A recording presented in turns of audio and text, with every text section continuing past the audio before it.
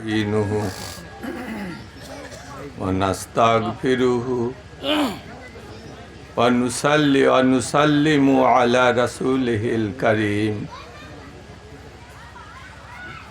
أما بعد فأعوذ بالله من الشيطان الرجيم بسم الله الرحمن الرحيم إن الله وملائكته يصلون على النبي يا أيها الذين آمنوا صلوا عليه وسلموا تسليما اللهم صل على سيدنا مولانا محمد وعلى آل سيدنا مولانا محمد أما بعد আজকের এই যে দিনী মাহফিল, এই মাহফিলকে আমার দয়াল নবীজি রিয়াজুল জান্নাহ বা বেহেশতের বাগান বলে উল্লেখ করেছেন।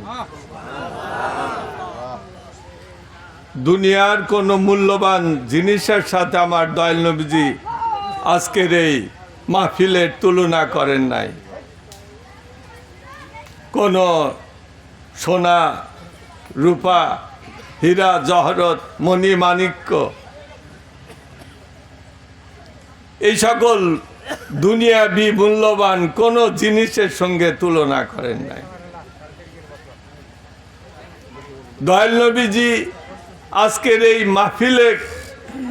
মাহফিলকে এমন এক জিনিসের সঙ্গে তুলনা করেছেন যাই পৃথিবীতে তুলনাহীন, পৃথিবীতে যার তুলনা নাই। আমার দয়াল নবীজি হাদিস শরীফের ভিতরে ইরশাদ করেন, মা আইনুন রাত, এমন কোন চক্ষু নাই যে চক্ষু বেহেশতের ভিতরে আল্লাহ পাক যে অসীম নিয়ামত তৈরি করেছেন সেগুলোকে দেখেছে। ওমা উজদুন লা সামা, এমন কোন কান নাই, উজদুন মানে কান, যা পৃথিবী বেহেশতের ভিতরে আল্লাহ পাক যে নিয়ামত রাজি তৈরি করেছেন তার সঠিক বর্ণনা শ্রবণ করেছে। এমনি উপমা মাধ্যমে হয়তো বলা হয় যে বেহেশতের ফল, বেহেশতের বৃক্ষ, বেহেশতের নিয়ামত রাজি, এগুলো বলা হয়, তুলনা দেওয়া হয়। কিন্তু বেহেশতের ভিতরে আল্লাহ পাক যেভাবে তৈরি করেছেন, মাইনুন রাত, ওর সৌন্দর্য পৃথিবীর এমন কোন চক্ষু নাই দেখেছে। হ্যাঁ, দয়াল নবীজি মেরাজ শরীফের রাত্রে স্বচক্ষে নবীজি দেখেছেন। আল্লাহর রাসূল নবীদের ভিতরে 1,24,000 পয়গাম্বর নবী রাসূল, আল্লাহর ওলিদের ভিতরে অনেকে বেহেশতের সেই সৌন্দর্য তাদের হৃদয়ের চক্ষু বা চর্মচক্ষু তারা দর্শন করেছেন। কিন্তু সাধারণ চক্ষু ওটা দেখে নাই, সাধারণ কর্ণ তার সঠিক যে বর্ণনা সেটা শ্রবণ করে নাই। এমন এক সুন্দর নিয়ামতের সঙ্গে আল্লাহ পাক যে নিয়ামত রাজি তৈরি করেছেন তার সঙ্গে তুলনা করেছেন আমার দয়াল নবীজি আজকের এই মাহফিলকে। হাদিস শরীফের ভিতরে আমার দয়াল নবীজি ইরশাদ করেন, ইজা আমারাতুম বিরিয়াজিল জান্নাতি ফাতাও, কালু আমার রিয়াজুল জান্নাহ, ক্বালা হিলাকু যিকর। সাহাবায়ে কেরামদেরকে আমার নবীজি বলেন, তোমরা যখন এই দুনিয়ার জমিনে রাস্তা দিয়ে হাঁটবে তখন ভালো করে দেখবে যে বেহেশতের বাগান দেখা যায় কিনা, কোথাও বেহেশতের বাগান দেখা যায় কিনা। যদি তোমরা কোথাও বেহেশতের বাগান দেখতে পাও তাহলে সত্তর গিয়ে শীঘ্র গিয়ে ওই বেহেশতের বাগানের ভিতরে বসবে অফারটাও, এবং ওই বাগানের যে বেহেশতি ফল ওইগুলো খাবে। সাহাবায়ে আরজ করলেন, ইয়া রাসূলুল্লাহ, আমরা এত দিন ইয়া রাসূলুল্লাহ আপনার পবিত্র জবান থেকে শুনেছি, শ্রবণ করেছি, বেহেশত হচ্ছে পারলৌকিক বিষয়। মানুষ মারা যাবে, তারপরে বেহেশতের যে বিষয়গুলো সেগুলো যারা পুণ্য কাজ করবে সালেহীন তাদের জন্য আল্লাহ পাক পরকালে বেহেশত তৈরি করে রেখেছে। এই দুনিয়াতে তো বেহেশতের কোনো কথাই ইয়া রাসূলুল্লাহ ইতিপূর্বে বলেন নাই। আজকে যে আপনি বেহেশতের বাগানের কথা বললেন, এই দুনিয়াতেই দেখা যাবে, এটা কি? তখন নবীজি বললেন, কালা হিলাকুজেকে। হিলাকুজেকের শব্দের অর্থ হচ্ছে জাকেরগণ গোলবদ্ধভাবে বসে যে জেকেরের মাহফিলটা করে, ওই মাহফিলকে হালাকুজ জিকির বা হিলাকুজ জিকির বলা হয়। অর্থাৎ জাকিরদের জিকিরের মাহফিল, সেটাই হচ্ছে হিলাকুজ জিকির। ওইটাই দুনিয়ার বুকে বেহেশতের বাগান। আমার নবীজি বলেন ওই বাগানের ভিতরে গিয়ে বসবে। ওখানে শুধু আল্লাহ পাকের নিয়ামত রাজির সমাহার, নিয়ামত রাজির সমাহার, যার কোনো তুলনা নাই, তুলনা নাই, তুলনা নাই। যেমন হাদিস শরীফে আমার নবীজি বলেন যে তোমরা যখন শুনবে কোথাও হালাকুজ জিকির বা হিলাকুজ জিকির, জাকিরগণ বসে জিকিরের মাহফিলের আয়োজন করেছে, এটা যদি তুমি শোনো, শোনার পর যদি তুমি ওই মাহফিলে যোগ দেওয়ার জন্য তোমার বাড়ির থেকে, তোমার বাড়ি যদি ওই মাহফিল থেকে 5 মাইল দূরে হয়, ওই মাহফিল থেকে 3 মাইল দূরে হয়, ওই মাহফিল থেকে 15 মাইল দূরে হয়, যতই দূরে হোক, তুমি যখন তোমার বাড়ির থেকে ওই মাহফিলে শরীক হওয়ার জন্য নিয়ত করে তোমার কদমটা বের করে দেবে, তখনই আল্লাহ পাক তোমার জন্য একজন ফেরেশতা নিয়োগ করে দেবেন। ওই ফেরেশতাকে আল্লাহ পাক শিখিয়ে দেবেন যে ফেরেশতা, তুমি আমার এই বান্দার সৎ নিয়ত, এই বান্দার সৎ নিয়ত করে বের হয়েছে, কি হবে? আমার জাকিরদের জিকিরের মাহফিলে সে যাবে, এই নিয়ত করে বের হয়েছে। এর জন্য তুমি এই দোয়াটা করবে, আল্লাহ পাক শিখিয়ে দেন। তুমি দোয়া করবে এবং আমি তোমার দোয়া কবুল করব। সেই দোয়াটা হচ্ছে আল্লাহুম্মা ইরহিম লাহু, আল্লাহুম্মা ইরহিম লাহু। ফেরেশতাকে আল্লাহ পাক শিখিয়ে দিলেন, তুমি এর জন্যই দোয়া করো, হে আল্লাহ তোমার এই বান্দার উপরে রহমত নাজিল করো, রহমত নাজিল। ফেরেশতা বলবে, ইয়া আল্লাহ আমি কয় মর্তবা বলবো এই দোয়াটা? যে তুমি দমে দমে বলতে থাকবে যতক্ষণ পর্যন্ত আমার ওই বান্দা ওই মাহফিলের ভিতরে না গিয়ে বসে, ততক্ষণ পর্যন্ত তুমি বলতেই থাকবে, বলতেই থাকবে। পরবর্তী পর্যায়ে সে 1 মাইল দূরের থেকে হোক, 5 মাইল দূরের থেকে হোক, 7 মাইল দূরের থেকে হোক, যত দূরের থেকেই হোক, আসবে তো। 15 মিনিট লাগে, 1 ঘন্টা লাগে, 2 ঘন্টা লাগে, আসতেছে আসতেছে। আর ওই ফেরেশতা, রহমতের ফেরেশতা, আল্লাহ পাক নিয়োগকৃত ফেরেশতা, সে বলতেছেই বলতেছেই আল্লাহুম্মা ইরহিম লাহু, আল্লাহুম্মা ইরহিম লাহু, হে আল্লাহ তুমি তোমার এই বান্দার উপরে রহমত নাযিল করো, রহমত নাযিল করো। অতঃপর ওই বান্দা এসে, আল্লাহর ওই খাস বান্দা, আল্লাহর ওই মহব্বতের বান্দা এসে জাকিরের মাহফিলের ভিতরে বসলো। আল্লাহ পাক আরেকজন ফেরেশতা নিয়োগ করে দিলেন তার জন্য। প্রথম ফেরেশতা বলল যে আল্লাহ, এখন আমার কি কাজ শেষ হয়ে গেছে? আল্লাহ পাক বলবেন না, তোমার কাজ শেষ হয় নাই, তোমাকে যা বলা হয়েছে তুমি বলতে থাকো। আল্লাহুম্মা ইদহিম লাহু, তুমি বলতে থাকো। আর ওই নতুন যে ফেরেশতাকে নিয়োগ করা হলো তাকে আল্লাহ পাক শিখিয়ে দেবেন যে তুমি আরেকটা দোয়া তোমাকে শিখিয়ে দেই, তুমি এর জন্য বলতে থাকো আল্লাহুম্মা ইগফির লাহু। আল্লাহ, তুমি তোমার এই বান্দাকে মাফ করে দাও। তাহলে দুইটা দোয়া, একটা হচ্ছে আল্লাহুম্মা ইরহিম লাহু, হে আল্লাহ তুমি তোমার এই বান্দার উপরে রহমত নাযিল করো। আর দ্বিতীয় ফেরেশতার দোয়াটা হচ্ছে আল্লাহুম্মা ইগফির লাহু, হে আল্লাহ তোমার এই বান্দাকে মাফ করে দাও। অতঃপর ওই মাহফিলের, জিকিরের মাহফিলের আখেরি মোনাজাত যখন হবে, এই মাহফিল তো এখনই শেষ হয়ে যাবে না, এর আখেরি মোনাজাত হবে। সেই মোনাজাতের সময় যখন দোয়া করা হবে, আল্লাহ পাক বলেন যে আমি ওই মাহফিলের জন্য আখেরি মোনাজাতে যে দোয়াগুলা করা হবে ওগুলো তো আমি সব কবুল করবই। সাথে সাথে এই দুই ফেরেশতার দোয়া যে আল্লাহুম্মা ইরহিম লাহু, আল্লাহুম্মা ইগফির লাহু, এটাও কবুল করে আমার বান্দার সারা জীবনের গুনাহ আমি মাফ করে দেব, তার উপরে রহমত নাযিল করে দেব। তাহলে এই দুইটা দোয়া যদি কবুল হয়, আর দোয়া বাদ দেন, এই দুইটা যদি কবুল হয় আর কোনো কিছু লাগে না।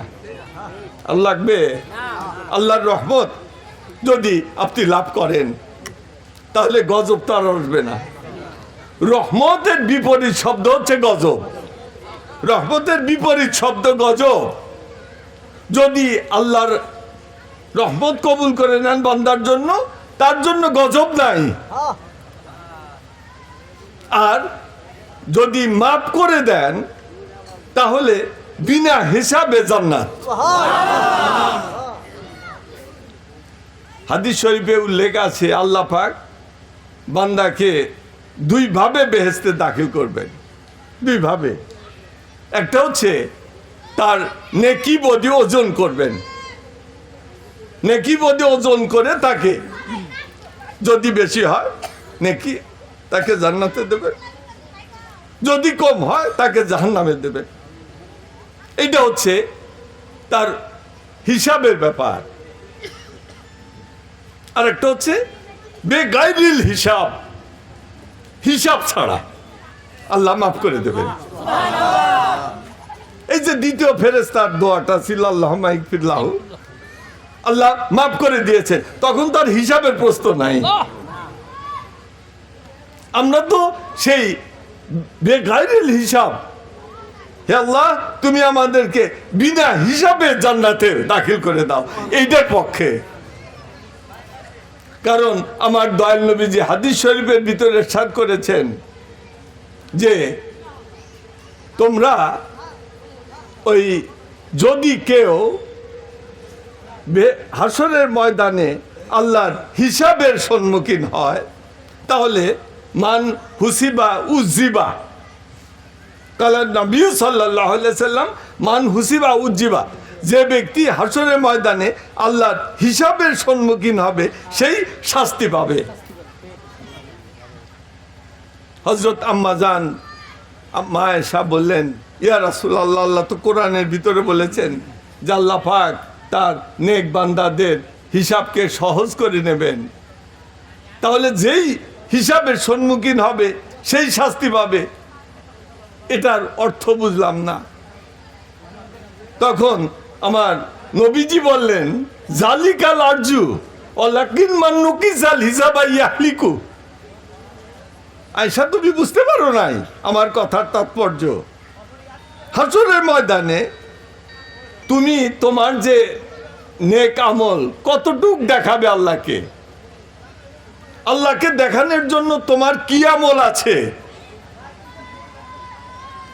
আল্লাহকে দেখানোর মতো আল্লাহর শানের সম্মুখে তোমার যে আমলগুলো এগুলো তুচ্ছাতি তুচ্ছ, ওগুলো দেখানোর মতো না। এখন তুমি আল্লাহর কুদরতের কদমে দাসানু দাসের মতো, গোলামের মতো গিয়ে তোমার যৎসামান্য আমল এটা তুমি পেশ করবে ভিখারির বেশে, আর মাপ চেতে থাকবে। আল্লাহ যদি ওই দিন তোমার হিসাবের সূক্ষ্মাতি সূক্ষ্ম বিচার করেন, ওজন করেন, তাহলে তুমি হালাক হয়ে যাবে। লিখু, তুমি হালাক হয়ে যাবে। এই জন্য আমি বলেছিলাম এক গজলের ভিতরে, বিচার চাহে না তব দয়া চাহে এ গুনাহগার। আমাদের প্রিয় কবি নজরুলই বলেছেন, বিচার চাহে না তব, চাহি না তব দয়া চাহে এ গুনাহগার। এটাই দোয়ার, মুসলমানদের বা আমাদের দোয়ার শিক্ষা নবীজি আমাদেরকে দিয়েছেন। দরুদ পড়েন আল্লাহুম্মা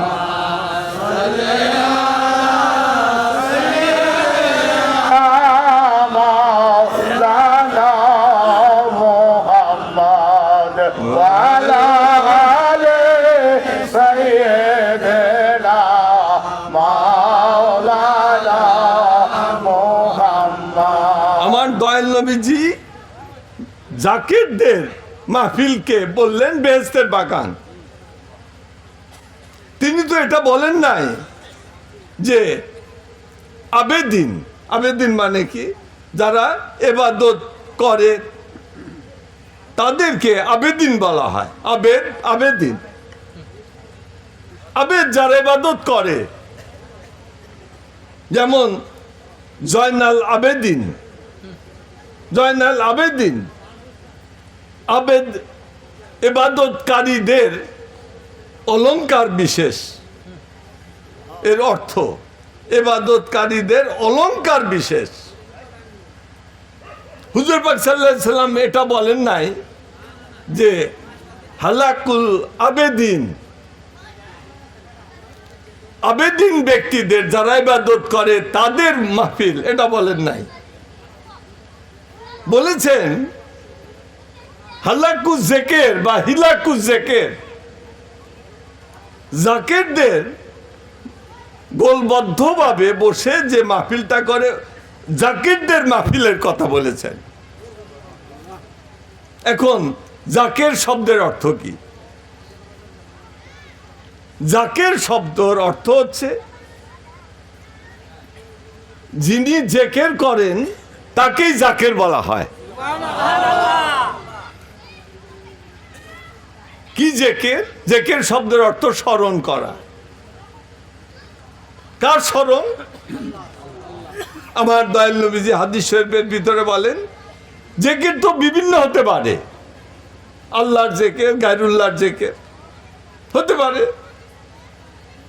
তবে শ্রেষ্ঠ জেকের কি আমার দয়াল নবীজি বলেছেন হাদিস শরীফের ভিতরে, যে আফজালুল যিকরে তেলাওয়াতুল কোরআন, আফজালুল যিকরে তেলাওয়াতুল কোরআন। সহিহ হাদিস। আরেকটি সহিহ হাদিস আফজালুল যিকির সম্বন্ধে আমার দয়াল নবীজি বলেছেন, আফজালুল যিকরে আলহামদুলিল্লাহ। আফজালুল যিকির হচ্ছে আলহামদুলিল্লাহ বলা। আরেকটা হাদিস, সহিহ হাদিস, আমার দয়াল নবীজি বলেন আফজালুল যিকরে লা ইলাহা ইল্লাল্লাহ। আফজালুল যিকির হচ্ছে লা ইলাহা ইল্লাল্লাহ বলা। আরেকটা জিকির, আরেকটা আফজাল জিকির সম্বন্ধে সহিহ হাদিস আমার দয়াল নবীজি বলেন আফজালুল যিকরে আল্লাহ আল্লাহ আল্লাহ। আফজালুল যিকির হচ্ছে আল্লাহ আল্লাহ বলা, দয়াল নবীজি বলেছে। তাহলে আমরা এটা জানতে পারলাম যে শ্রেষ্ঠ জেকের, শ্রেষ্ঠ জাকের যারা হবে, যাদের জেকেরের ভিতরে যারা কোরআন তেলাওয়াত করবে তাদেরকে শ্রেষ্ঠ জাকের বলা হবে। যারা আলহামদুলিল্লাহ জিকির করবে তাদেরকে শ্রেষ্ঠ জেকের বলা হবে। যারা লা ইলাহা ইল্লাল্লাহ জিকির করবে, নাফিয়াজমাতের জিকির করবে, তাদেরকে শ্রেষ্ঠ জাকের বলা হবে। যারা আল্লাহ আল্লাহ আল্লাহ জিকির করবে তাদেরকে শ্রেষ্ঠ জাকের বলা হবে। এর বাইরে তো নবীজি বলেন নাই। ওহাবিরা সুযোগ পেয়ে গেল। তারা বলল যে আল্লাহর জিকির ছাড়া আর জিকির নাই, ইবাদতের জন্য আল্লাহর জিকির ছাড়া আর জিকির নাই। কারণ আমার দয়াল নবীজি বলেছেন আল্লাহর জিকির সেটাই আফজাল। তাহলে আমরা আফজাল জিকির যে ওইটাই করব, দরুদ শরীফের তো কোনো দরকার নাই। কিন্তু আল্লাহ পাক কোরআনের ভিতরে বলে দিয়েছেন, আমার দয়াল নবীজি হাদিস শরীফের ভিতরে বলে দিয়েছেন আফজালুল জিকির হচ্ছে আল্লাহর জিকির, আল্লাহর নামের জিকির। সেটা কোরআন তেলাওয়াতের মাধ্যমে করো, সেটা আল্লাহর আলহামদুলিল্লাহ বলে করো, সেটা সুবহানাল্লাহ বলে করো, সেটা লা ইলাহা ইল্লাল্লাহ বলে করো, সেটা আল্লাহ আল্লাহ বলে করো। আমার নবীজি বলে দিয়েছে। আর আল্লাহ পাক তিনি কোরআনের ভিতরে বলে দিয়েছেন আফজালুল জিকির হচ্ছে, আল্লাহ পাক কোরআনের ভিতরে বলেন রাফা'না লাকা যিকরাক, হে আমার বন্ধু আপনার জিকিরকে আমি আফজাল করে দিয়েছি। আমার নবীজি আল্লাহর জিকিরকে আফজাল বললেন, আর আল্লাহ পাক কোরআনের ভিতরে দয়াল নবীজির জিকির বা দরুদকে আফজাল বললেন। তাহলে দুই জিকিরই সাব্যস্ত হয়ে গেল না কোরআন দ্বারা, হাদিস দ্বারা। তাহলে আমরা কি করব এখন? বান্দার কর্তব্য কি? বান্দার কর্তব্য হচ্ছে আমরা আল্লাহর জিকির করব, দয়াল নবীজির জিকির করব। নবীজির জিকির বাদ দিবেন নাকি? নবীজির জিকির বাদ দেওয়ার উপায় আছে? আল্লাহ পাক কোরআনে তো বলছেন যে নবীর জিকিরটাও আফজাল। আল্লাহ বলেন যে এতক্ষণ তো আমার হাবিব বললেন আমার জিকির আফজাল, আর আমি এখন বলি আমার নবীর জিকির আফজাল। খণ্ডন করার উপায় আছে নাকি? ওহাবিরা বলবে যে এটা কি মানসুখ হয়েছে? মানসুখ হয় নাই। এই কোরআনের আয়াত কখনো মানসুখ হয় নাই। সুতরাং বহাল আছে, বহাল আছে। দয়াল নবীজির জিকির আফজাল বলে আল্লাহ ঘোষণা করেছেন। মিলাদ শরীফের ভিতরে দরুদ শরীফ পড়লে ওহাবিদের টাটানি ওঠে, কিন্তু আল্লাহ পাক তো একে আফজাল জিকির বলে উল্লেখ করেছেন কোরআনের ভিতরে। অসুবিধা হয়েছে মুসলমানদের, বিরাট অসুবিধা। মুসলমান কোন দিকে যাবে? একদিকে ওহাবিরা বিভিন্ন কায়দায় বিভিন্ন কোরআনের উদ্ধৃতি, কোরআনের ব্যাখ্যাগুলো বিভ্রান্তকর করে মুসলমানদেরকে ধোঁকা দিতেছে। ওটাও মনে হয় যে ঠিকই মনে হয়। যখন সুন্দর করে বলে শয়তানের ভাষায়, তখন মনে হয় এইটাই মনে হয় ঠিক, মিষ্টি মিষ্টি লাগে, তাই না? আর যখন তাসওবপন্থী আল্লাহর ওলিগণ তারা যখন বলেন, তখন মনে হয় এইটাই তো ঠিক। মুসলমানদের, সাধারণ মুসলমানদের বড়ই বিপদ। আমাদের কিছু বুঝতে হবে, নাহলে উপায় নাই। কিছু নিজের বিবেক খাটিয়ে বুঝতে হবে, বুদ্ধি খাটিয়ে বিচার করতে হবে। এই বিচার বোধ যদি আপনার না থাকে, আপনি মরবেন, ঈমান রক্ষা করতে পারবেন না।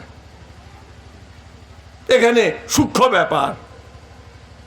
যেমন ওহাবিজম বলা হয়, ওহাবিজম এটা কি? এটা কি জিনিসটা কি? ওহাবিজমটা কি?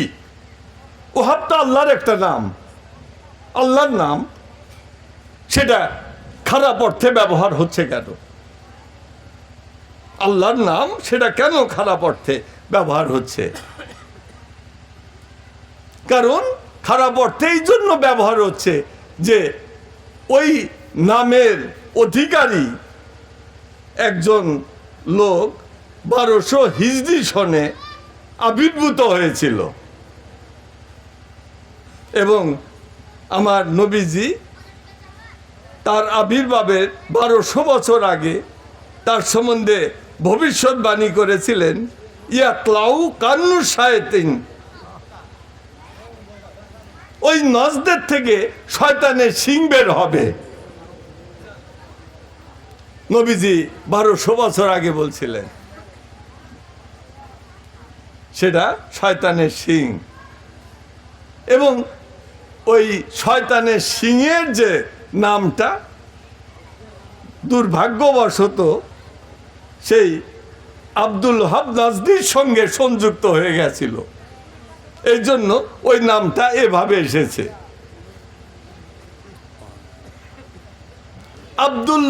আব্দুল ওহাব নাজদি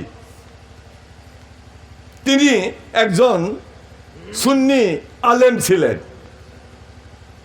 তিনি তার ছেলেদের, কয়েকজন ছেলে ছিল 4-5 জন, তাদের প্রত্যেকের নাম নবী রাসূলদের নামের সঙ্গে মিলিয়ে মিলিয়ে রাখছে।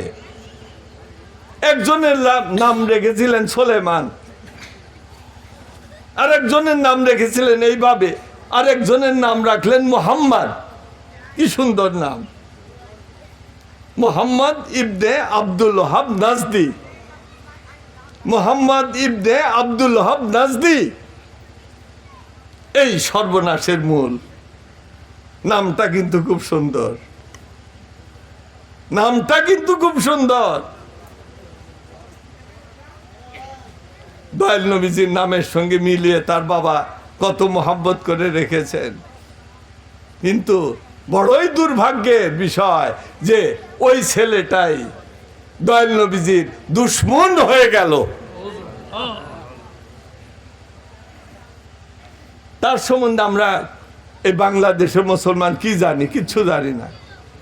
আজকের থেকে 200 বছর আগের একটা মানুষ সে দয়াল নবীজির সম্বন্ধে কি বলল, তার মতবাদকে আমাদের দেশে অনেক সুন্নি আলেম তারা বলে ওহাবি মতবাদ, ওহাবি মতবাদ, ওহাবি মতবাদ, বাতিল মতবাদ, বাতিল ফেরকা বলা হয়, কিন্তু তার সম্বন্ধে আমরা কিছুই জানি না।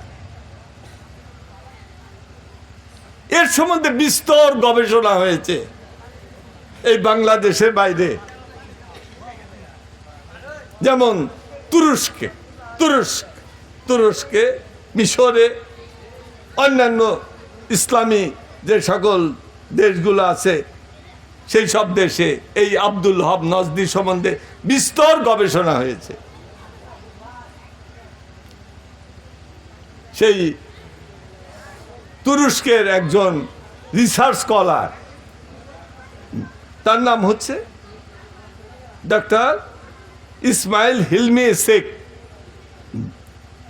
ডক্টর ইসমাইল হিলমি শেখ তিনি সেনাবাহিনীর একটা উচ্চপদস্থ কর্মচারী ছিলেন, মেজর জেনারেল ছিলেন। পরবর্তী পর্যায়ে তিনি রিটায়ার করে ইসলামী এই সকল বিষয়ের উপরে তিনি গবেষণা করলেন, রিসার্চ করলেন, অনেক বই লিখলেন। তার একটা বইয়ের নাম হচ্ছে advice to Wahhabis. Advice to Wahhabis, ওহাবিদেরকে অ্যাডভাইস তিনি করছেন, উপদেশ, ওহাবিদের প্রতি উপদেশ। অ্যাডভাইস টু ওহাবিস, ওহাবিদের প্রতি উপদেশ।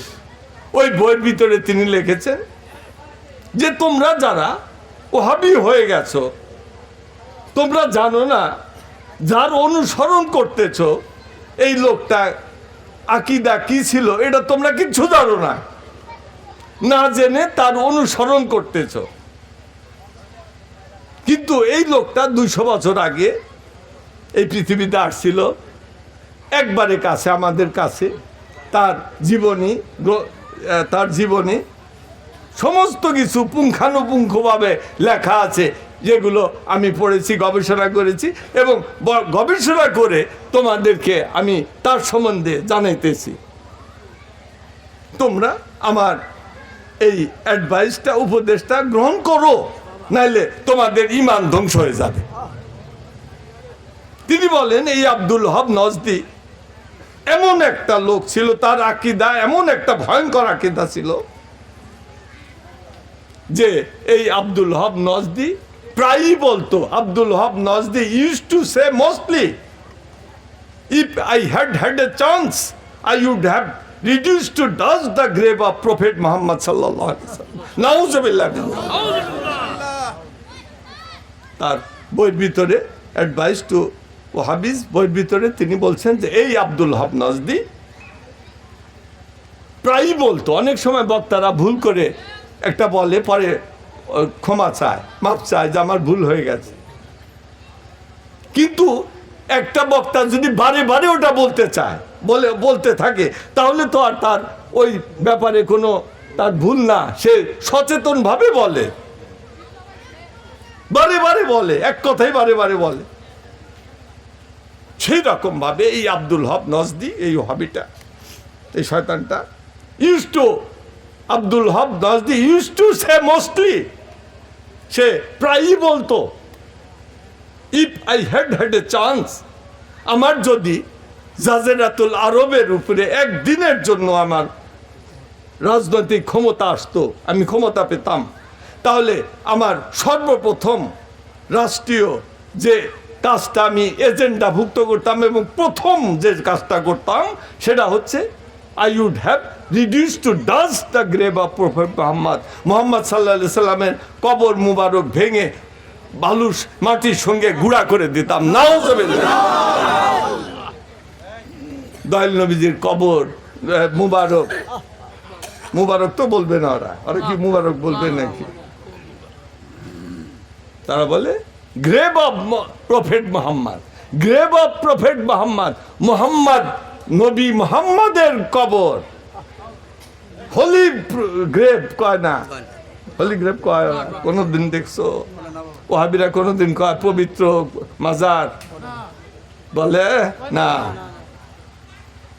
ওরাও এই আল্লামা ইসমাইল হিলমি শেখ, তিনি ওই কেতাবের ভিতরে আমাদেরকে এই সংবাদটা দিচ্ছেন যে আব্দুল হক নজদি প্রায়ই বলতো, use to say mostly, if I had a chance, I would have reduced to dust the grave of Prophet Muhammad.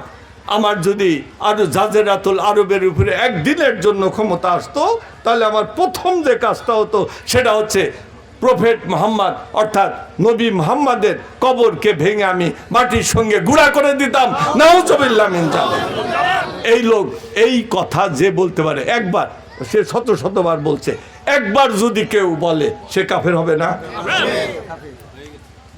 সেই কাফেরের অনুসরণ করার দলের অভাব নাই, আছে না? অভাব হাজার হাজার না, হাজার হাজার বলবেন না, লাখ লাখ এরা সংখ্যাগরিষ্ঠ হয়ে যাইতেছে। আল্লাহর ওলিগণ বলেন যে তোমরা এই শয়তানদের হাত থেকে ঈমানকে রক্ষা করো। ওদের ভাষায় দেখবেন তারা কয়েকটা কথা বলে, কবর পূজা, নবীর কবর পূজা। আমি হজ করার জন্য গেছি, দয়াল নবীজির রওজা মুবারক জিয়ারত করার জন্য লাইন ধরে যায়। হুজুর পাক সাল্লাল্লাহু আলাইহি সাল্লামের রওজা মুবারকের ভিতরে ওই রওজা মুবারকের উপরে কেতাব দেয়, এরকম জাম করে রাখছে যাতে রওজা মুবারকটা না দেখা যায়, বাতি নিবে রাখছে। আমরা যে একটু দেখবো, একটু দোয়া করব, সেরকম নাই।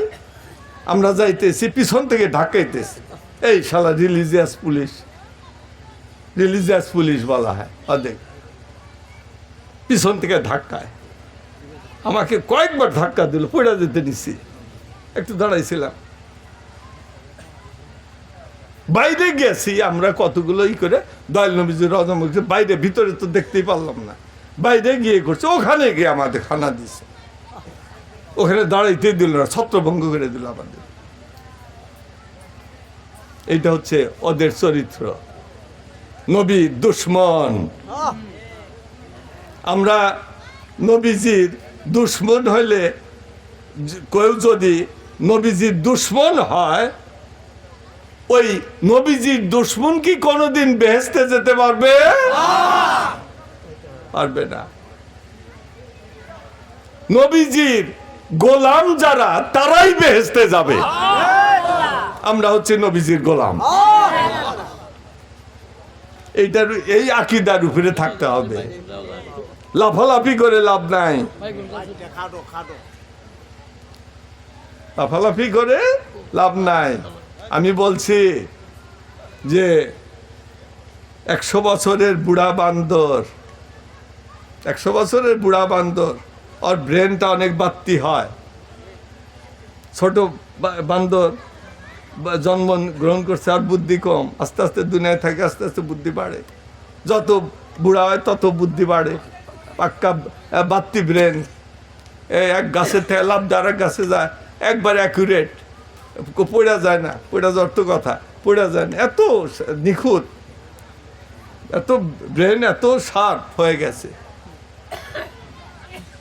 কিন্তু এই 100 বছরের বুড়া বান্দর, আমি বলি যে 100 বছরের বুড়া বান্দর হয়েও না, বরং 5 বছরের মানব শিশু হও। কারণ আল্লাহ পাক ওই 5 বছরের মানব শিশুর ভিতরে বুদ্ধি, ব্রেনের ভিতরে যে জ্ঞান দান করছেন, 100 বছরের বুড়া বান্দরের ব্রেনের ভিতরে তার 100 ভাগের 1 ভাগও দান করেন নাই। তাহলে আমাদের কি ওই 100 বছরের বুড়া বান্দর হইতে হইব, না ওই 5 বছরের শিশু হইতে হইব? 5 বছরের শিশু হও, দয়াল নবীজির গোলাম হও, তাহলেই তুমি মুক্তি লাভ করবে। আর 100 বছরের বুড়া বান্দর ওই ওহাবি হয়ে তোমার মুক্তি নাই, মুক্তি নাই। আমাকে কয়েক বছর আগে ফোন করে কয়, হুজুর আমি মুরিদ। কয় কি ব্যাপার? কয় হুজুর ওহাবিরা খুব উৎপাত করে। যে কি কয়? কয় যে মিলাদ শরীফ বেদাত। কয় না মিলাদ শরীফ বেদাত। কয় যে তাদেরকে কি করবে? কয় কওলে বুজুর্গান চলবে না, কওলে বুজুর্গান, আল্লাহর ওলিগণ বা ইমামগণ বলছেন, ও কথা মানবো না তারা। তাহলে কি মানবে? কোরআন এবং হাদিস, কোরআন এবং হাদিস থেকে দলিল দেওয়া লাগবে। আমি বললাম কোরআনের হাদিসের একটা দলিলই তো যথেষ্ট, যদি সেটা সহি হাদিস হয়, একটা দলিলই তো যথেষ্ট। যদি বলা হয় যে হাজা হাদিসুন সাহিহুন, এই হাদিসটা হচ্ছে সহি হাদিস, তাহলে তো হয়ে গেল। আমি বললাম যে একটা হাদিস বলি, সহি হাদিস। হাদিসটা হচ্ছে আন্নাহু আরাবিয়ান কালা সাওমু ইস্তাইনি, সাওমু ইস্তাইনি, ইয়ামুল ইস্তাইনি মানে সোমবারের দিন। সোমবার দিনকে আরবিতে বলা হয় ইয়ামুল ইস্তাইনি। সামু, সম মানে রোজা, সাওমু ইস্তাইনি সোমবারের রোজা। ওই সাহাবী আমার নবীজিকে বলেন যে ইয়া রাসূলুল্লাহ, আমরা দেখি প্রত্যেক সোমবারের দিন আপনি রোজা করেন, এর হাকিকত কি? এর হাকিকত কি? সোমবারের দিন, তাহলে সপ্তাহের সোমবারের দিন এটা কি আমাদের জন্য কালক্রমে ফরজ হয়ে যাবে নাকি রোজাটা? তখন নবীজি বলতেছেন, কালা নবী সাল্লাল্লাহু আলাইহি সাল্লাম, যাকায়ামু যাকায়ামু যাকায়ামু, এটা সেই দিন, এটা সেই দিন, এটা সেই মহান দিন, এটা সেই মহান দিন। বুলিতু ফিহি ওয়া উনজিলা আলাইয়া ফিহি রাহুল আহমদ, এটা সেই দিন যেদিন আমি এই পৃথিবীতে জন্মগ্রহণ করেছিলাম। আল্লাহ তাকবীর, হায়াতুন নবী জিন্দাবাদ জিন্দাবাদ জিন্দাবাদ, গাউসুল আজম রাজা শাহ হুজুর জিন্দাবাদ জিন্দাবাদ, মুর্শিদ তরদি রাজা শাহ হুজুর জিন্দাবাদ জিন্দাবাদ, নারে রিসালাত। এবং এই পবিত্র সোমবারের দিনে আমার উপরে আল্লাহর কোরআন নাজিল হয়েছিল। এর থেকে শ্রেষ্ঠ দিন আছে নাকি? তাহলে কেন বলা হয় যে সোমবার, শুক্রবার সাইয়েদা ইয়ামিন, সমস্ত দিনের রাজা শুক্রবার কেন বলা হয়? তো বলা তো উচিত, এটা যে কোনো জ্ঞানের বিবেচনায় বলা উচিত যে ইয়ামুল ইস্তাইনি, এটাই হচ্ছে সাইয়েদা ইয়ামিন, সোমবারের দিনে সমস্ত দিনের সর্দার। এটাই তো উচিত ছিল, কিন্তু কেন বলা হয় নাই? আর হাকিকাতটা কি? হাকিকাত হচ্ছে যে এলমে বাতেন এলমে জাহেরের থেকে শ্রেষ্ঠ। এলমে বাতেন এলমে জাহেরের থেকে শ্রেষ্ঠ, এই জন্য শুক্রবার সোমবারের থেকে শ্রেষ্ঠ। কারণ শুক্রবারের দিন আমার দয়াল নবীজি মাতৃগর্ভে এসেছিলেন, ওটা ছিল দয়াল নবীজির বাতিনি জন্মের দিন। যেহেতু এলমে বাতেন এলমে জাহেরের থেকে শ্রেষ্ঠ, এই জন্য বলা হয় যে শুক্রবার হচ্ছে সমস্ত দিনের সর্দার। বুঝে আসছে? এটা হচ্ছে আমাদের মিলাদ শরীফ। ওহাবিরা কয় যে মিলাদ শরীফ বেদাত। দয়াল নবীজি নিজে মিলাদ শরীফ সেলিব্রেট করতেন, তার নিজের জন্মদিন সাপ্তাহিক হিসাবে করতেন। সাপ্তাহিক, আমরা তো সাপ্তাহিক করি না, বাৎসরিক করি, 12 রবিউল আউয়াল করি, এক বছর পর পর করি। আর নবীজি প্রত্যেক সপ্তাহে করতেন, এবং সাহাবা অনেক বলছে ইয়া রাসূলুল্লাহ আমরা করতে পারি, করো, কিন্তু ফরজ বলবো না,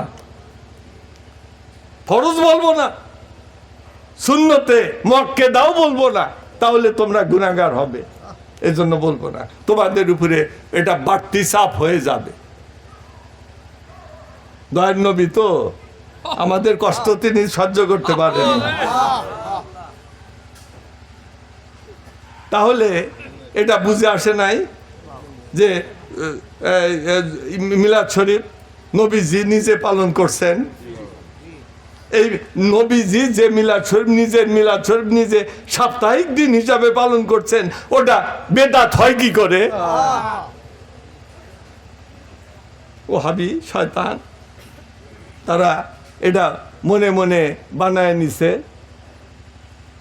আমি বলি যে তারা একটা কাজ করবে, তুমি আমি দলিল, এটা দলিল দেবে, অন্যদিকে যাবো। শয়তানের কিন্তু অনেক আছে, এ রাস্তা তাহলে অন্য রাস্তায় যাব, অন্য রাস্তায় যাব। কবে যে ঠিক আছে মিলাদ শরীফ নবীজি করছেন ভালো, ঠিক আছে, কিন্তু মিলাদ শরীফের যে এটা গোলবদ্ধভাবে বসে ইয়া নবী সালা বলে ক্যাম করো, এটার দলিল কি? এইসব করবো, করবো না? ক্যামের দলিল চাইবো না?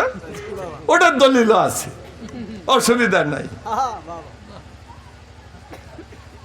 আহলে সুন্নাতুল জামাতের আমরা শক্তির, আমাদের শক্তির উৎস কই?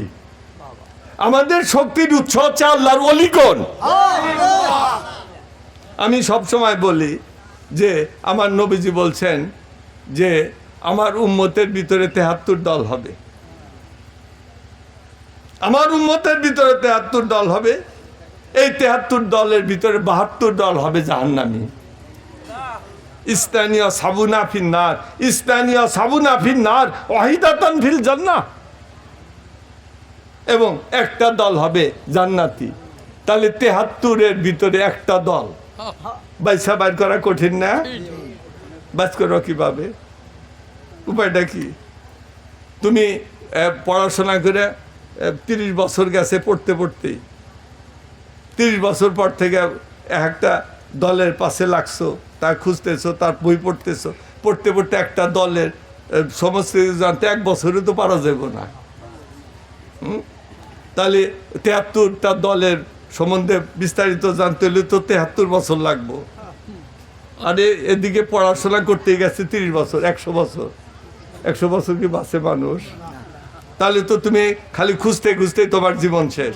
তাহলে তুমি পাইবে কি করে যে আসল দল? জান্নাতি দল যদি শরীক না হও, জান্নাতি দলের সঙ্গে নাম এসো, তাহলে তো জাহান্নামে যেতে হবে। তাহলে উপায়টা কি? আমি কিছু উপায় একটা আছে, সেই উপায়টা হচ্ছে তোমাকে ইসলামের ইতিহাস পড়া লাগবে। ইসলামের ইতিহাস, তারিকুল ইসলাম পড়তে হবে। ওর ভিতরে তুমি দেখবা যে কোন দলের ভিতরে আল্লাহর ওলিগণ ছিলেন। এই একটা হিসাব, একটা খোঁজো, একটা বিষয় নিয়ে তুমি ডিল করো, আর এত ডিল করা লাগবে না। আল্লামা ইসমাইল হিলমি সিক বলছে বলে তো আমরা পড়ছি, নাহলে তো আমিও জানতাম না। আব্দুল ওহাব নজদি, মোহাম্মদ ইবনে আব্দুল ওহাব নজদি যে এই কথাটা বলছে, এটা তো আমিও জানতাম না। তার বই পড়ছি বলে তো জানছি। কয়জন জানছে? আপনার কি কেউ পড়ছেন, বই পড়ছেন? পড়েন নাই। আমি জোগাড় করছি, বিভিন্ন জায়গাতে আনছি, পড়ছি, গবেষণা করছি, পাইছি। আমরা যে গবেষণা করি আমাদের টাকার উৎস তেমন নাই, কিন্তু ওদের টাকার উৎস তো রাষ্ট্রীয়ভাবে আছে। সৌদি আরব অন্যান্য জায়গা থেকে ওহাবিরা হাজার কোটি কোটি টাকা পায়, আর আমাদের তো সেরকম কোনো সোর্স নাই। তো এখন গবেষণা করার তো কোনো উপায় নাই। আল্লামা মোহাম্মদ ইবনে আব্দুল ওহাব নজদি, আমার নবীজি একদিন দোয়া করতেছিলেন সাহাবাদের মধ্যে, আল্লাহুম্মা বারিক লানা ফি শামিনা, আল্লাহুম্মা বারিক লানা ফি শামিনা, হে আল্লাহ আমাদের শামের জন্য বরকত দান করো। আল্লাহুম্মা বারিক লানা ফি ইয়ামেনা, হে আল্লাহ আমাদের ইয়ামেনের বরকতের জন্য দোয়া চাই। তখন পিছন থেকে একজন নজদের লোক দাঁড়ায় বলল, ইয়া রাসূলুল্লাহ, আমাদের নজদের জন্য দোয়া করে। তখন আবার দয়াল নবীজি দোয়া শুরু করলেন। ওই নজদি লোকটা মনে করলো যে এবার নবীজি আমাদের জন্য দোয়া করবেন। নবীজি দোয়া করলেন, আল্লাহুম্মা বারিক লানা ফি ইয়ামেন, হে আল্লাহ আমাদের ইয়ামেনের জন্য দোয়া করো, বরকত দান করো। আল্লাহুম্মা বারিক লানা ফি শামিনা, হে আল্লাহ আমাদের শামের বরকতের জন্য দোয়া চাই। আবার ওই লোকটা দেখছে যে এবারও তো নবীজি আমাদের নজদের কথা বললেন না, হয়তো শোনেন নাই। আমি যে আবেদন করছি তিনি হয়তো শোনেন নাই। আবার দাঁড়াইছে, ইয়া রাসূলুল্লাহ আমাদের নজদের জন্য, নজদের বরকতের জন্য দোয়া চাই। আবার নবীজি দোয়া শুরু করলেন, আল্লাহুম্মা বারিক লানা ফি শামিনা, আল্লাহুম্মা বারিক লানা ফি ইয়ামেনা, কিন্তু নজদের কথা নাই। তখন তৃতীয়বার ওই লোকটা আবার বলল, ইয়া রাসূলুল্লাহ আমাদের নজদের বরকতের জন্য দোয়া চাই। তখন নবীজি বলেন, হুনাকা জালাজিল ফিতান ও ইয়াতলাউ কাদু শায়াতিন, ওই নজদের জন্য আমি দোয়া করব না, ওইখানে ধর্মীয় ফিতনা দেখি। ওই নজদের ভিতরে আমি ধর্মীয় ফিতনা দেখি, ধর্মীয় বিষয়ের ভূমিকম্প দেখি। জালা জিলু মানে ভূমিকম্প, ফিতানু মানে ফিতনা। ওই কাদু শয়তান, শয়তান, এবং ওই নজদের থেকে শয়তানের শিং বের হবে। শয়তানের শিং, চোক্কা শিং, গুতা দেয় না? শয়তানের শিংয়ের গুতায় আমরা ক্ষত বিক্ষত হই না? সাবধান, হুঁশিয়ার হও, শয়তান খুব শক্তিশালী। মসজিদে নববীর ফজরের নামাজের পর সাহাবা ইকরাম কিছু বারান্দায় বসে আলাপ করতেছেন। তারা বলতেছেন যে গত রাত্রে মদিনা শরীফে ইবলিস শয়তান আসছিল। ইবলিস শয়তান আসছিল। আমাদের ভিতরে একজন সাহাবী ওই ইবলিস শয়তানে ধরে এমন জোরে আছাড় দিছেন, চাহাগায় ফেলাইছে, ও পলাইছে। আর মনে 1 বছর আসবে না এই মদিনা শরীফে, মরবে না তো। আল্লাহ পাক তো কিয়ামত পর্যন্ত হায়াত দারাজ করছেন। আছাড় দাও আর বাড়ি দাও বা তলোয়ার দেয়, কোপ দাও, ও মরবো না, তবে দুঃখ পাইব, পাইব। তা হযরত ওমর সাহাবাদের অন্যান্য সাহাবা বলতেছেন, আমাদের ভিতরে কোন সাহাবী আছাড় দিছে? কিউরিসিটি জাগে না, কে আছাড় দিছে, কে আছাড় দিছে? এটাও বোঝো না, হযরত ওমর ছাড়া ইবলিস শয়তানে কে আছাড় দিব? এখন এই প্রত্যেক যুগে প্রত্যেক মুসলমানের ঘরে ঘরে কি হযরত ওমর আইসা শয়তানে আছাড় দিব নাকি? তোমাদেরই আছাড় দেওয়া লাগবে মাঝে মাঝে। এখন খাজাও বলছেন যে আছাড় দিবে কিভাবে? শয়তানিক যে শয়তানিক দেখা পারো না, যে দুশ্মনে চোহে দেখা যায় না, তাকে আছাড়ি দিবে কিভাবে? তাকে ধরবে কিভাবে? তাকে আহত আঘাত করবে কিভাবে? তাকে তাড়াইবে কিভাবে? খাজা বলছেন যে একটা অস্ত্রের শিক্ষা আমার কাছ থেকে নাও, সেটা হচ্ছে কালবের ভিতরে আল্লাহর জিকির শিক্ষা করো।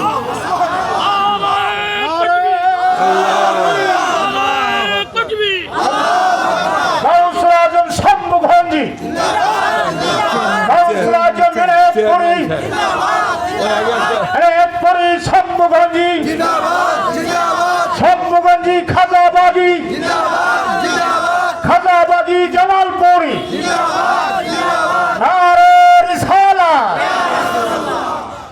এখন আমাদের কিছু বুঝতে হবে, নিজের বিবেক নিজের বুদ্ধি খাটাইতে হবে, নাইলে ইমান বাঁচাইতে পারবে না, বাঁচাইতে পারবে না।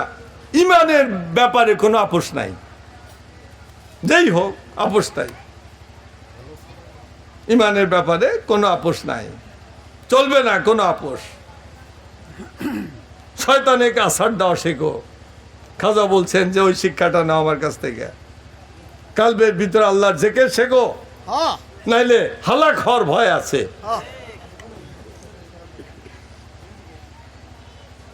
খাজা বলতেন যে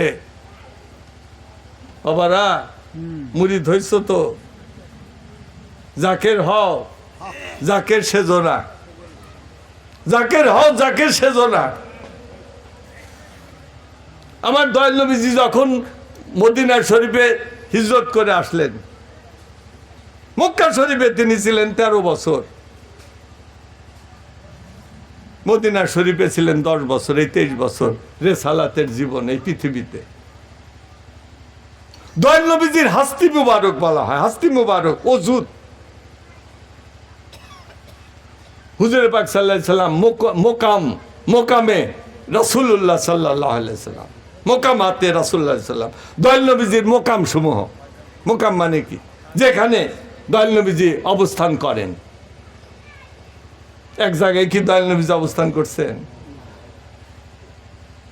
আল্লাহ পাক প্রথমে তার মুখমণ্ডলের নূর থেকে আমার নবীজিকে সৃষ্টি করলেন।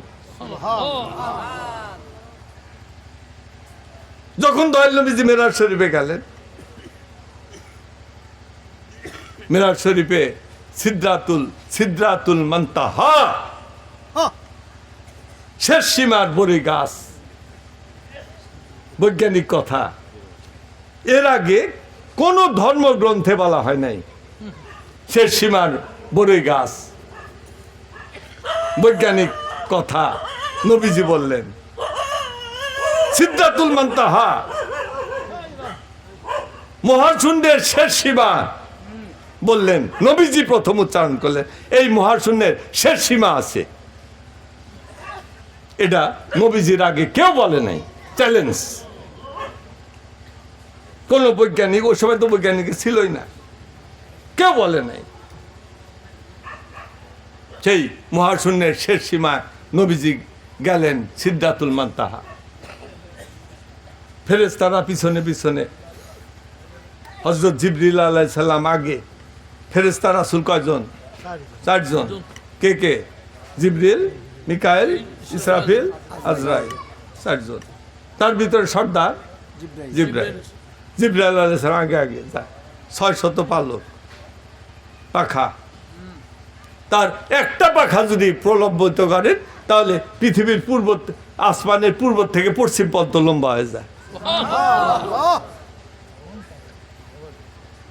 তিনি যখন গিয়ে সিদরাতুল মুনতাহা গেলেন, দয়াল নবীজি যা ওই বোরাকের থেকে নামলেন, তখন ওই সিদরাতুল মুনতাহার শেষ সীমার বড়ই গাছ, ওই শেষ সীমার বড়ই গাছের নিচে জমিনের উপরে জিবরিল আলাইহিস সালাম তার আঙ্গুল, সাদত আঙ্গুলের ডগা, লাউ দানাতু মিনহা মিলাতান লাউ রিকতু, বললেন যে আঙ্গুলের ডগার যদি আমি ওই দিকে যাই, ইয়া রাসূলুল্লাহ, আল্লাহর জাতি নূরের তাজাল্লিতে আমি পুড়ে ভস্মীভূত হয়ে যাব। ইয়া রাসূলুল্লাহ, এখন আপনি আল্লাহর নূর, আপনি আল্লাহর নূরের মধ্যে মিশা যান, আপনার কোনো অসুবিধা নাই, কিন্তু আমরা মরবো। তাকবীর, তাকবীর, গাউসুল আজম শামবুখানজি, গাউসুল আজম খাজাবাদী,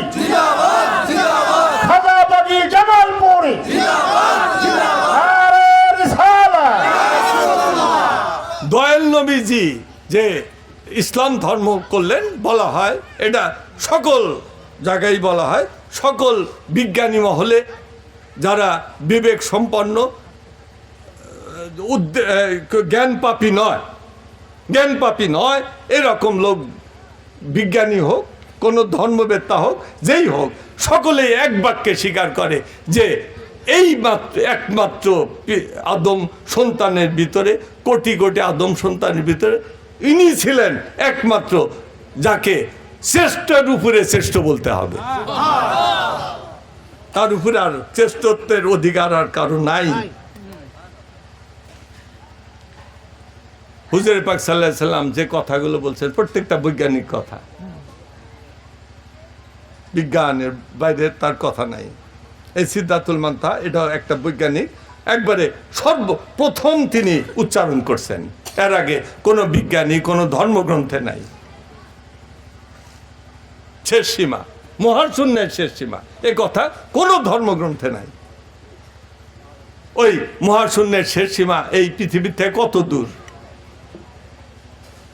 এটা কিন্তু কোনো হিসাব ছিল না, তাফসীরের কোনো কিতাবের ভিতরে নাই। এই দয়াল হুজুর কোরআন শরীফ আল্লাহর বাণী।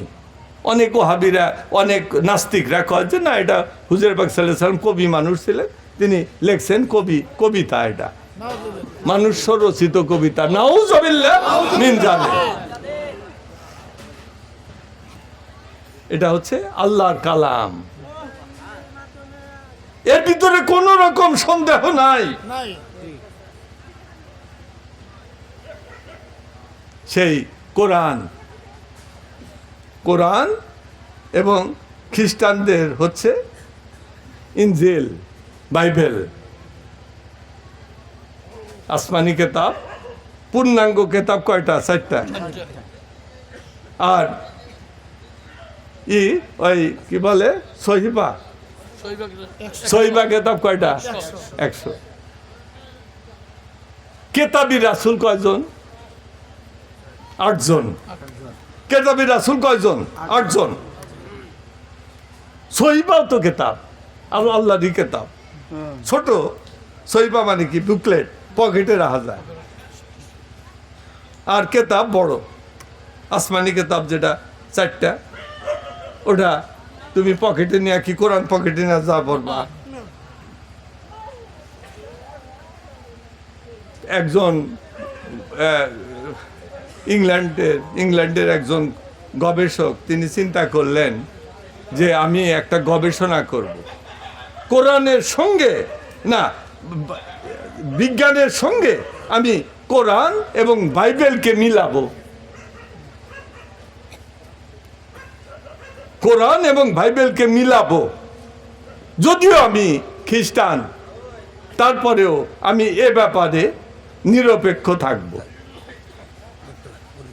তার নাম হচ্ছে ডক্টর মরিস বুকাই।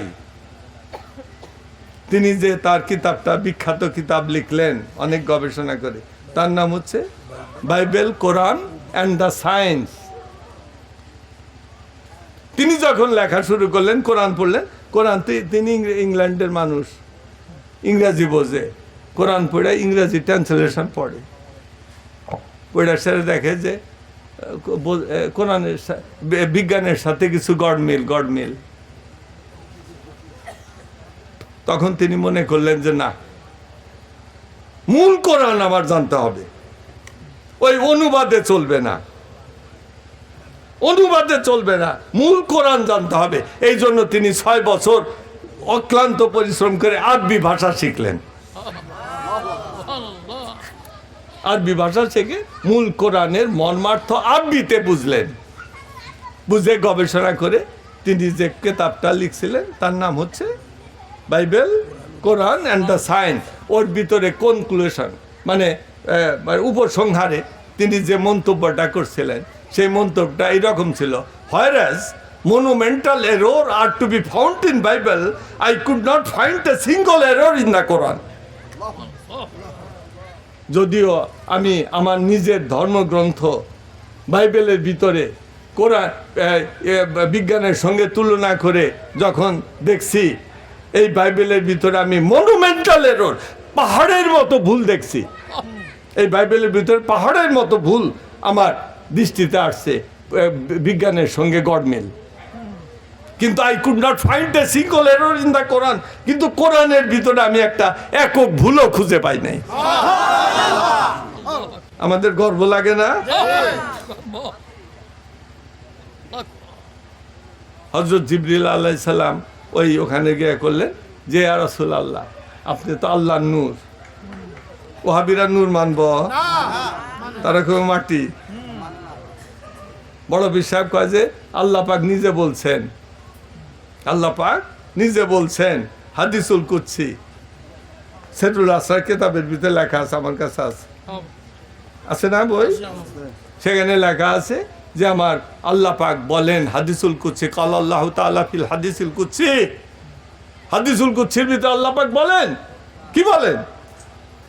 আল্লাহ পাক বলেন খালাকতু মুহাম্মাদান মিন নূরি ওয়াজহি, আমি আমার প্রিয় হাবিব হযরত মুহাম্মদুর রাসূলুল্লাহ সাল্লাল্লাহু আলাইহি সাল্লামকে আমার মুখমণ্ডলের নূর থেকে তৈরি করেছি। নারে তাকবীর! হায়াতুন নবী নূর নবী জিন্দাবাদ জিন্দাবাদ! হায়াতুন নবী নূর নবী জিন্দাবাদ জিন্দাবাদ! গাউসুল আজম শামবুখারী জিন্দাবাদ জিন্দাবাদ! গাউসুল আজম খাজাবাগী জিন্দাবাদ জিন্দাবাদ! খাজাবাগী জামালপুরী জিন্দাবাদ জিন্দাবাদ! নারে রিসালাত!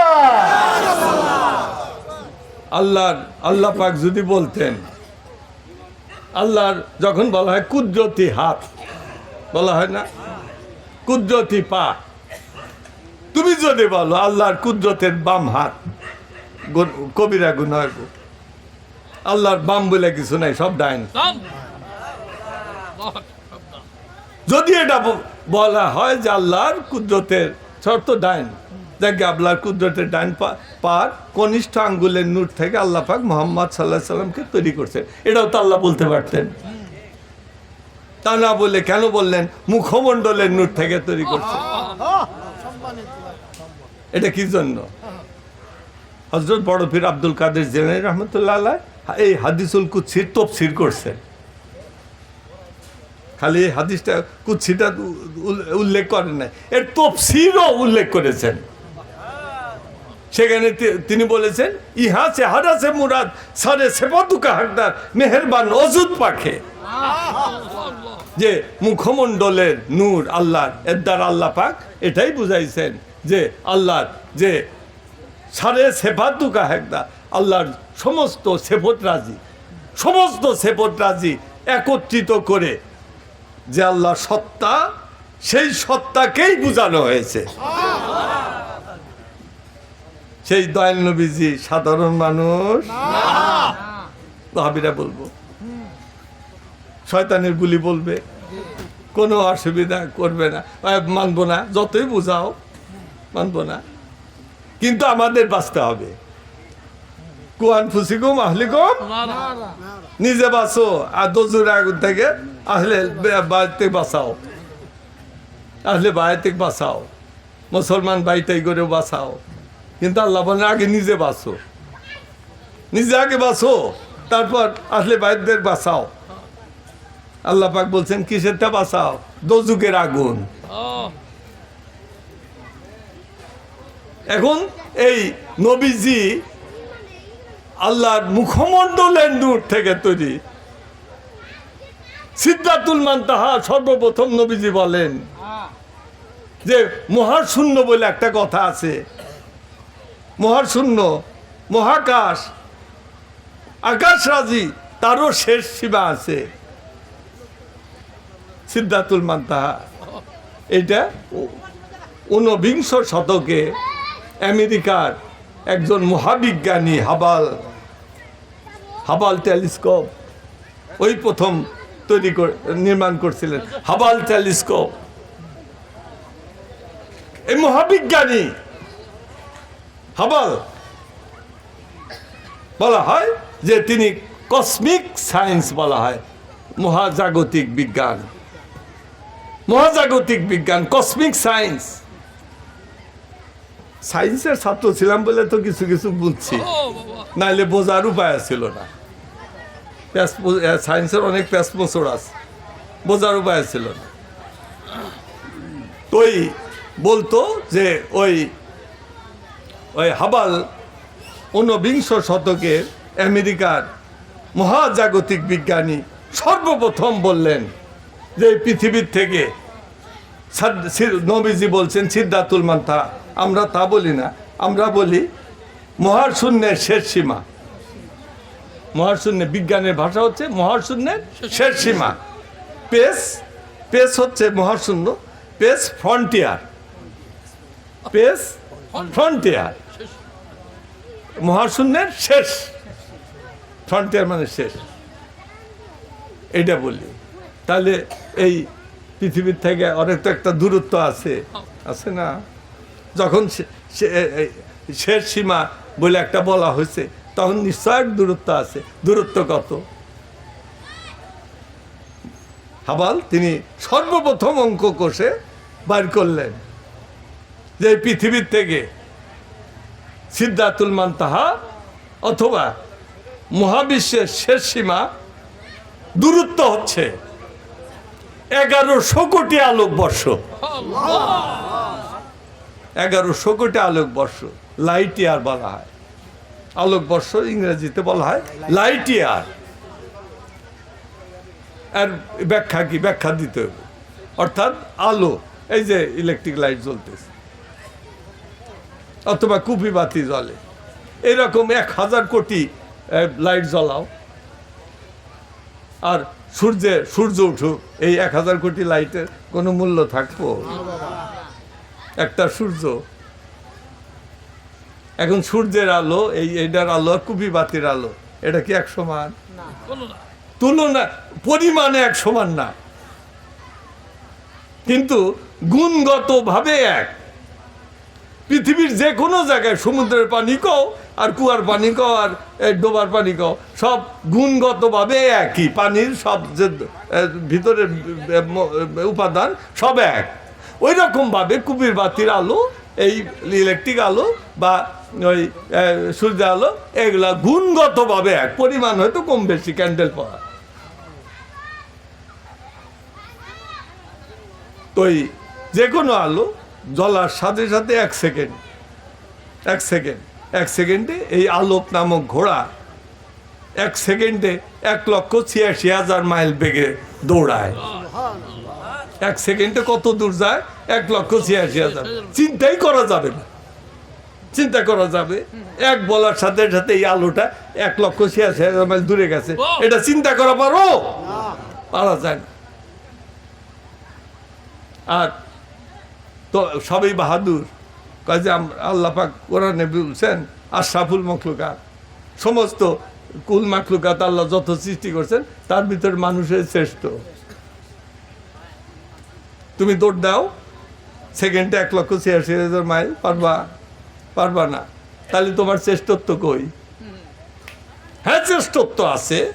আমার দয়াল নবীজি যখন সিদ্ধাতুল মান্তাহায় গেলেন, চোখের পলক ফেলার পূর্বেই চলে গেছে। আর এই আলো তো আল্লাহর মাখলুক। এই আলো যদি 1,86,000 মাইল বেগে দৌড়ায়, 1 সেকেন্ডে 1,86,000 মাইল যায়, আর দয়াল নবীজি ওই সিদ্ধাতুল মান্তাহা যাইতে চোখের পলক ফেলার পূর্বে যায়। চোখের পলক মানে কি? 1 সেকেন্ডের কয় ভাগ? 4 ভাগের 1 ভাগ। এই চোখের পলকে এভারেজ হিসাব হচ্ছে, চোখের পলকের হচ্ছে 1 সেকেন্ডের 4 ভাগের 1 ভাগ। আমরা চোখের পলক ফেলি, এই চোখের পলক ফেলার পূর্বেই আমার দয়াল নবীজি সিদ্ধাতুল মান্তাহায় গেছেন। আর আল্লাহ গৌসুল আজম শম্ভুগঞ্জি, দয়াল নবী, হায়াতুন নবী, নারে রিসালাত। আর আমার নবীজি গেছেন। আর আলো যদি, যে আলো 1,86,000 মাইল বেগে পার সেকেন্ডে দৌড়ায়, সেই আলো যদি 1100 কোটি বছর দৌড়ায়, তাহলে সেই পৃথিবীর থেকে সিদ্ধাতুল মান্তাহায় যেতে পারবে। আমার দয়াল নবীজি সেখান থেকে আইসা সাহাবাদেরকে বলছিলেন একটা হাদিস, উতিতুল ইলমা মিনাল আউয়ালি ইলাল আখির, উতিতুল ইলমা মিনাল আউয়ালি ইলাল আখির। কি হয়েছে? যে আমি, আমার নবীজি বলেন, আমি আল্লাহর কাছে গেলাম, আল্লাহর সামনে বসলাম। ওহাবিরা কুসুর মুসুর করে যে না না, আল্লাহ না, আল্লাহ না, জিবরিল, জিবরিল আলাইহিস সালামকে আমার দয়াল নবীজি 23 বছরের রেসালাতের জীবনে দয়াল নবীজির কাছে জিবরিল আলাইহিস সালাম আসছিলেন কয়বার? 24,000 বার। সেই দয়াল নবীজি জিবরিলকে দেখার জন্য আরশে আজিমে যাওয়ার দরকার আছে নাকি? অনেক কাল্লা বেল্লা, এদের উত্তর দেওয়াও কঠিন, খুব কাল্লা বেল্লা। যাই থাক, আমার নবীজি বললেন আল্লাহ পাক সৃষ্টির প্রথম থেকে সৃষ্টির শেষ পর্যন্ত যত কিছু এলেম, সমস্ত এলেম আমাকে শিক্ষাদান করেছেন। সেই দয়াল নবীজি সাধারণ নাকি? সাধারণ না, কয় মাটির মানুষ। নাউজুবিল্লাহ মিন জালিক। আমরা যে কথা, এক সহজ কথা, সহজ সরল হন, বেহেশতে যেতে পারবেন। ঈসা আলাইহিস সালাম বলছেন যে সহজ হও, সরল হও, শিশুর মতো সরল হও, তাহলে বেহেশতে যেতে পারবে। তুমি বিশ্বাসে শিশুর মতো সরল হও, বাবা যা বলে শিশু তাই বিশ্বাস করে, বাবা যা বলে শিশু তাই বিশ্বাস করে, তুমিও সেই রকম শিশুর মতো হও, বেহেশতে যেতে পারবে। আল্লাহর ওলিগণ যা বলে তুমি তাই বিশ্বাস করো, বেহেশতে যেতে পারবে। আল্লাহ গাউসুল আজম শম্ভুগঞ্জি গাউসুল আজম রেতপুরি রেতপুরি শম্ভুগঞ্জি মুর্দার দরদি নাজু বাবা নারে তাকবীর।